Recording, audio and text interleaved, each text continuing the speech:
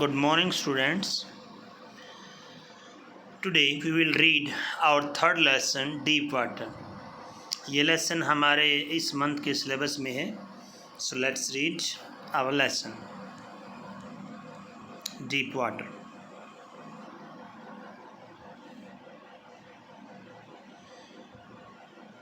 About the author William Douglas, 1898 to 1980. ये इनका जीवन काल है. Life span.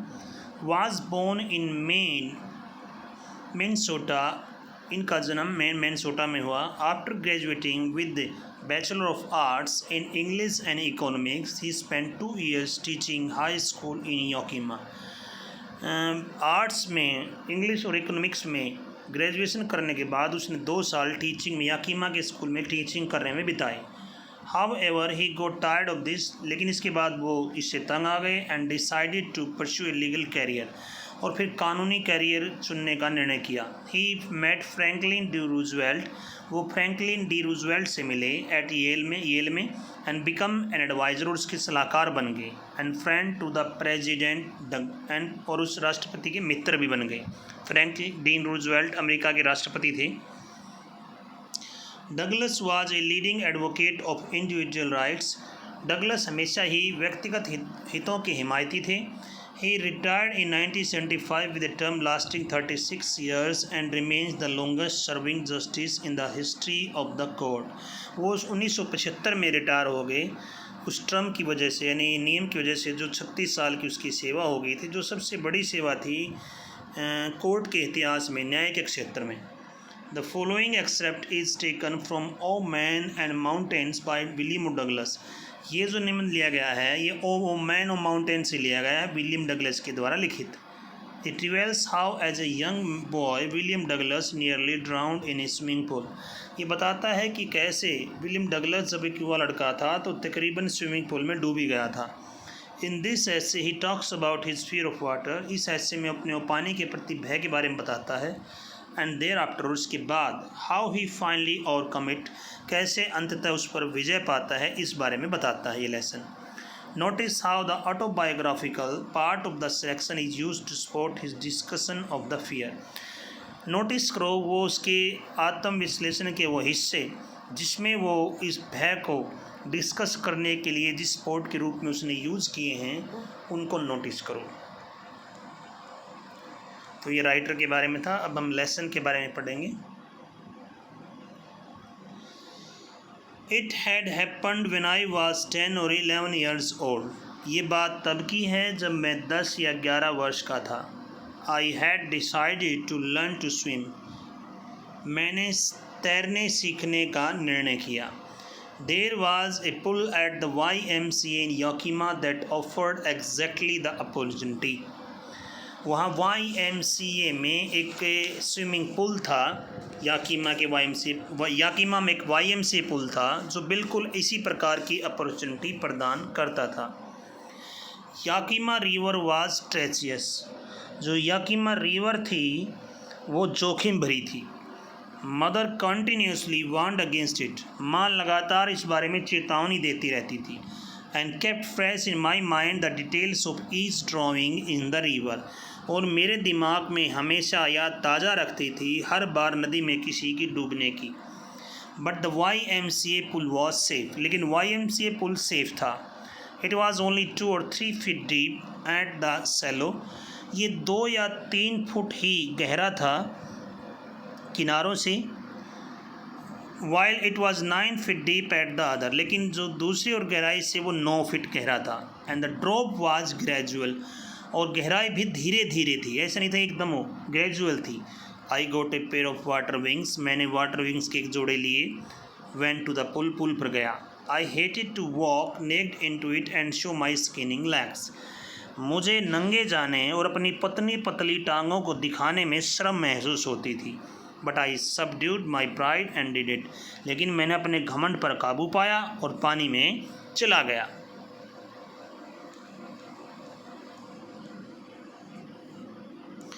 From the beginning, however, I had an aversion to the water when I was in it. शुरुआत से ही जब भी मैं पानी में होता था तो मुझे इससे डर लगता था. This started when I was 3 or 4 years old and father took me to the beach in California. ये उस समय शुरू हुआ जब मैं 3 या 4 साल का था, जब पिताजी मेरे को कैलिफोर्निया के बीच पर ले गए. He and I stood together in the surf. वो और मैं दोनों ही एक साथ वहाँ झाग में खड़े हुए थे जो समुद्र किनारे पर होता है. I hung on to him, yet the waves knocked me down and swept over me. मैंने उनको पकड़ा हुआ था, फिर भी लहरों ने मुझे धक्का देकर गिरा दिया और मेरे ऊपर से निकल गई. I was buried in the water. मैं पानी में तकरीबन डूब गया. My breath was gone. मेरी सांसें उखड़ गई थी. I was frightened. मैं डर गया था. Father laughed. पिताजी हंसे. But there was a terror in my heart at the overpowering force of the waves. लेकिन लहरों की इस अधिक शक्तिशाली दबाव की वजह से मेरे दिल में जो पानी के प्रति डर था वो पैदा हो गया. My introduction to the YMCA swimming pool revived unpleasant memories and the stirred childish fears. YMCA के उस तालाब में जाने से मेरी जो असुहावनी यादें थी वो ताज़ा हो गई, जैसा बच्चों को फिर से डर लगने लगता है, बिल्कुल वैसे. But in a little while I gathered confidence. लेकिन थोड़ी देर में ही मैंने आत्मविश्वास इकट्ठा किया. I paddled with my new water wings. मैंने अपने नए पंखों के साथ पानी में छपछपाने लगा. Watching the other boys and trying to learn by aping them. दूसरे बच्चों को देखते हुए नकल करके सीखने का प्रयास करने लगा. I did this 2 or 3 times on different days and was just beginning to feel at ease in water when the misadventure happened. मैंने अलग अलग दिनों में ऐसा 2-3 बार किया और पानी में जब मुझे कुछ थोड़ा सा डर कम लगने लगा था तभी एक दुर्घटना घट गई. Miss adventure happen. दुर्घटना घट गई. प्रश्न भी है क्या मिस एडवेंचर हुआ. I went to the pool when no one else was there. मैं पुल पर तब जाता था जब वहाँ कोई भी नहीं होता था. The place was quiet. एक दिन ऐसे ही स्थान बिल्कुल शांत था. The water was still. पानी स्थिर था. And the tile bottom was as white and clean as the bathtub. और टाइलें बिल्कुल बाथ टब की तरह सफ़ेद और साफ़ थी. I was timid about going in alone. मैं अकेला अंदर जाने में मुझे थोड़ी शर्म महसूस हो रही थी. So I sat on the side of the pool to wait for the others. इसलिए मैं उस तालाब के किनारे पर ही बैठ गया और दूसरों का इंतज़ार करने के लिए. I had not been there long when in came a big brusher of boy, probably 18 years old. मुझे वहाँ बैठे हुए ज़्यादा समय नहीं हुआ था कि एक पहलवान सा दिखने वाला लड़का लगभग 18 वर्ष का वहाँ आया. He had thick hair on his chest. उसकी छाती पर घने बाल थे. He was a beautiful physical specimen with legs and arms that showed ripping muscles. वो शारीरिक सुंदरता का नमूना था. उसकी टांगें बाहें सुडौल थी. He yelled. वो चिल्लाया. Hey skinny, hey Patlu, How do you like to be tugged? डुबकी लगाना तुम्हें कैसा लगेगा. बेचारे ने बेइज्जती करते हुए से बोला. With that he picked me up and tossed me into the deep end. ऐसा बोलकर उसने मुझे उठाया और उछाल कर जोर से गहरे किनारे की ओर फेंक दिया. I landed in a sitting position. मैंने बैठी अवस्था में ही पानी में मैं जाकर गिरा. Swallowed water. पानी निगल गया. And went at once to the bottom. और एकदम से तलहटी की ओर चल पड़ा, यानी तल की ओर चल पड़ा. I was frightened. मैं डर गया. But not yet frightened out of my wits. लेकिन इतना नहीं डरा था कि अपना होश हवास खो बैठूं. On the way down I planned. नीचे जाते हुए मैंने योजना बनाई. When my feet hit the bottom. जब मेरे पैर तलहटी को छुएंगे, तल को छुएंगे, I would make a big jump. तो मैं एक बड़ी छलांग लगाऊंगा. Come to surface. सरफेस यानी पानी की ऊपरी सतह पर आ जाऊंगा. Lie flat on it. उस पर सीधा लेट जाऊंगा. Paddle to the edge of the pool. और फिर पैर मारता मारता तालाब के किनारे पर पहुंच जाऊंगा. It seemed a long way down, लेकिन मुझे इसका रास्ता बहुत लंबा प्रतीत हुआ। Those 90 feet were more like 9 feet were more like 90। वो 9 फीट मुझे 90 फीट की तरह लगे। And before I touched bottom my lungs were ready to burst. और इससे पहले कि मेरे पैर तलहटी को छूते मेरे फेफड़े फटने वाले थे। But when my fit hit his bottom, लेकिन जब मेरे पैरों ने तली को छुआ, आई समन ऑल माई स्ट्रेंथ, मैंने अपनी सारी शक्ति को इकट्ठा किया। Made what I thought was a great spring upwards, जैसा मैंने सोचा था मैं उछल कर ऊपर आ जाऊंगा, मैंने ज़ोर से प्रयास किया। I imagine I would bob to the surface like a कॉक, मैंने कल्पना की थी कि मैं एक कौर की बोल की भांति उछल कर ऊपर आ जाऊंगा। Instead I came up slowly, बल्कि मैं तो धीरे धीरे आया। I open my eyes and saw nothing but water, मैंने अपनी आँखें खोली और पानी के सिवाय कुछ नहीं दिखाई दिया। Water that had a dirty yellow टिंग्स in it, पानी केवल गंदा पानी जिसमें पीली सी झलक थी।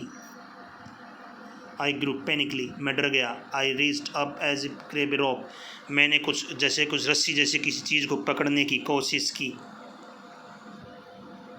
And my hands clutch is only at water, लेकिन मेरे हाथों ने केवल पानी को ही पकड़ा। आई वॉज सफिकेटिंग, मेरा दम घुट रहा था। I try to yell but no sound came out, मैंने चिल्लाने की कोशिश की लेकिन कोई आवाज़ नहीं आई। Then my eyes and nose came out of the water, फिर मेरी आँखें और नाक पानी से बाहर आ गई। बट नॉट माई माउथ, लेकिन मेरा मुँह नहीं आया, यानी मेरा चेहरा बाहर नहीं आया। I failed at the surface of the water. I fled at the surface of the water. मैं अपनी हाथों को पानी की सतह पर पटका, मैंने swelled and choked, लेकिन मैं पानी ही निगल गया और मेरी सांसें रुक गई। I tried to bring my legs up, मैंने अपनी टांगें ऊपर लाने की कोशिश की, but they hung as dead weights, लेकिन वैसे लटकी हुई थी जैसे कोई डेड हिस्सा लटका होता है। पैरालाइज्ड, अपंग की तरह। रिज्ड, कठोर। A great force was pulling me under, एक बड़ी शक्ति मुझे अंदर खींच रही थी। आई स्क्रीम, मैं चिल्लाया, but only the water heard me, लेकिन केवल पानी ने मुझे सुना। I heard starting on the long journey to back to the bottom of the pool, मैं दोबारा से अपनी उस लंबी यात्रा पर, पानी की तलहटी की लंबी यात्रा पर चल चुका था।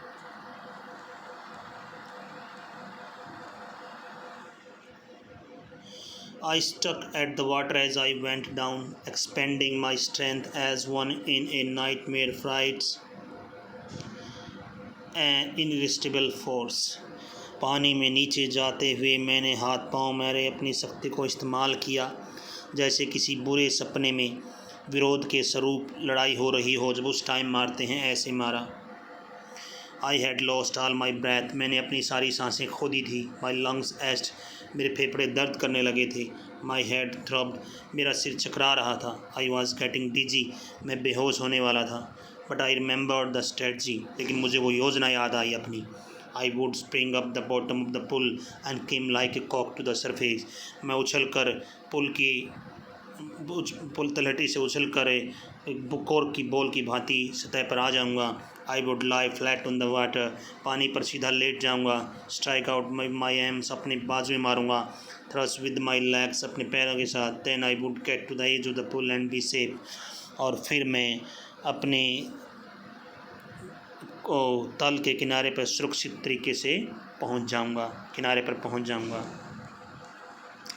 सो दैट्स इट, यहीं तक आज का लेसन यहीं तक करेंगे, बाकी कल पढ़ेंगे। तो आपको ये लेसन ध्यान से पढ़ना है। Okay, stay safe, stay home, have a nice day, bye.